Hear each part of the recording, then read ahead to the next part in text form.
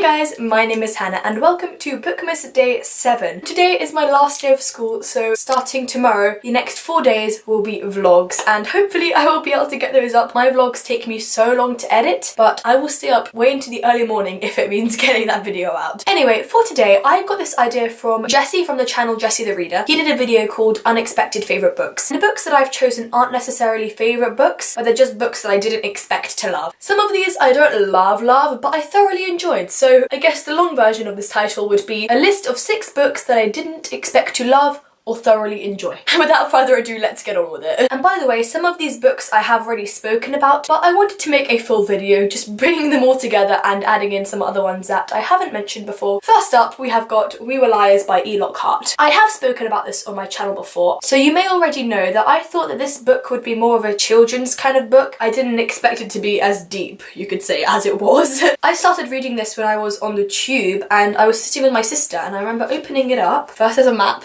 always love a good map, and then I was reading it and I was thinking, first of all, love the writing style. Second of all, it's the kind of hazy book where you can't trust the narrator, and straight from then I loved it. I don't want to give too much away because it's best to go into this book, I would say, completely blind, but I will just read you what it says on the back because that's what I went in knowing, that's what everybody should go in knowing, nothing more. We are liars, we are beautiful and privileged, we are cracked and broken, a tale of love and romance, a tale of tragedy.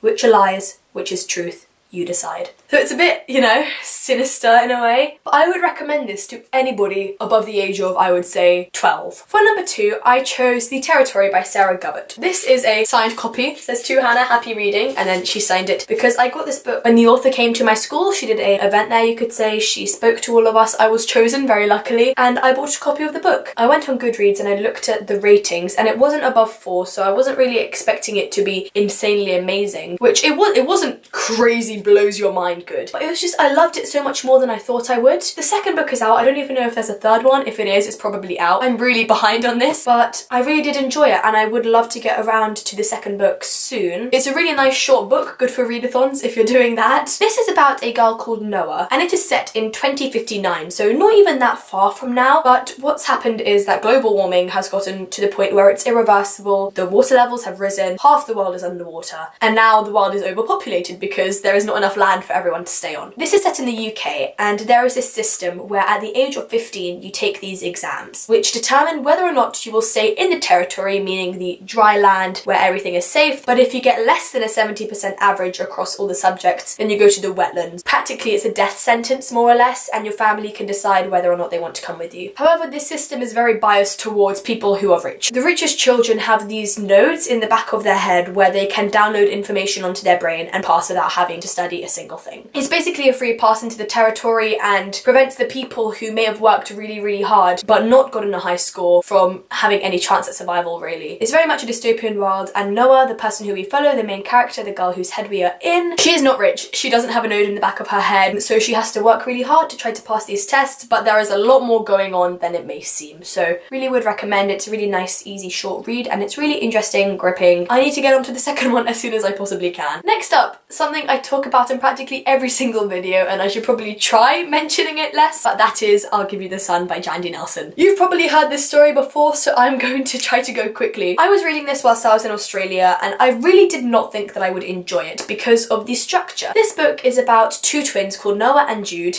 It's another Noah. They are really close until a tragedy drives them apart, and this book is set before and after the tragedy. The way that works is that Noah's chapters are set when he is 13 and Jude's chapters are set when she is 16. You flip back and forth between the 3-year gap. I don't know why I didn't think that I would enjoy it, but I loved it so much. I need to reread it, but I've got so much to read on my TBR already. It's kind of insane. I didn't think that I would like this book for the most stupid reasons. I just went into it with the knowledge of what the structure would be like and just thought, nah, I just kind of brushed it off straight away as not liking it. Biggest mistake ever. I'm so glad that I read it. Let's just get the classic out of the way. Throne of Glass. If you didn't know, Throne of Glass is my favourite series, but in this case it wasn't that I didn't think I'd specifically not like Throne of Glass, I just thought I wouldn't like any book. I didn't read much at all, maybe 2-3 books a year. Seriously, it was that bad. I did not read until the summer 2 years ago when I picked up this book, and my life has changed ever since. This book, oh my god. A lot of people don't like it.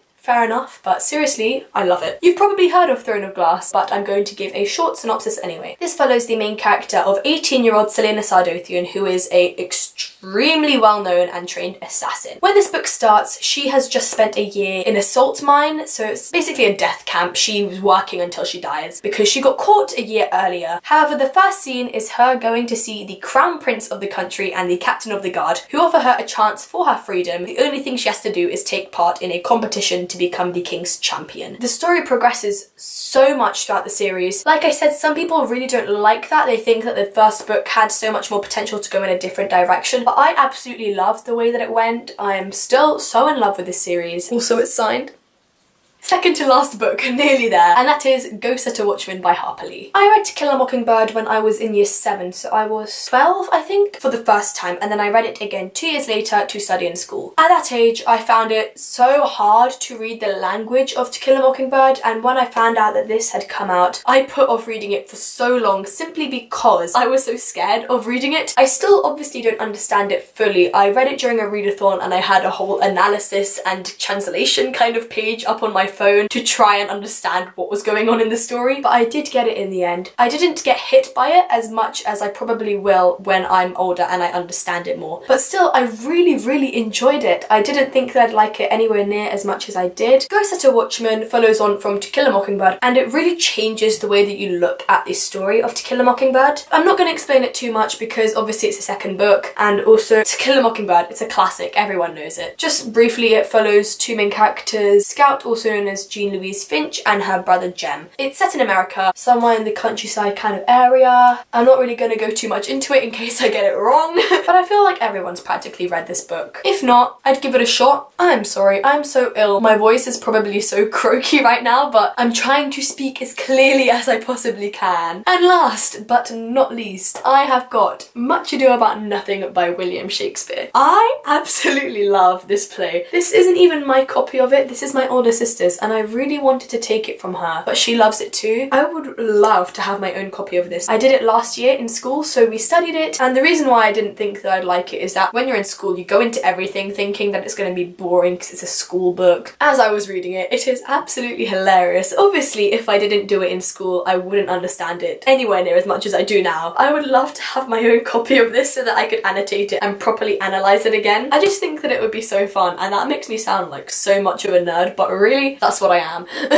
Much Ado About Nothing. Classic Shakespeare. It follows so many main characters. The main four people are Beatrice, Benedict, Claudio, and Hero, and then Don Pedro and Don John come into the picture later on. It was so fun in school, especially when we were watching one of the film interpretations of it. Everyone starts to ship Beatrice and Benedict so hard. It was just so funny. You should definitely read it if you have a chance, but I would recommend having a little translation and analysis page up like I did for Go Set a Watchman, because it is so worth it. It's so funny and hilarious. I feel like I'm gonna have to find an elaborate way to nick this from my sister without her noticing. And yeah, I guess that is it. Thank you so much for watching. All of my social media will be linked down below, and I guess I'll see you tomorrow. Bye!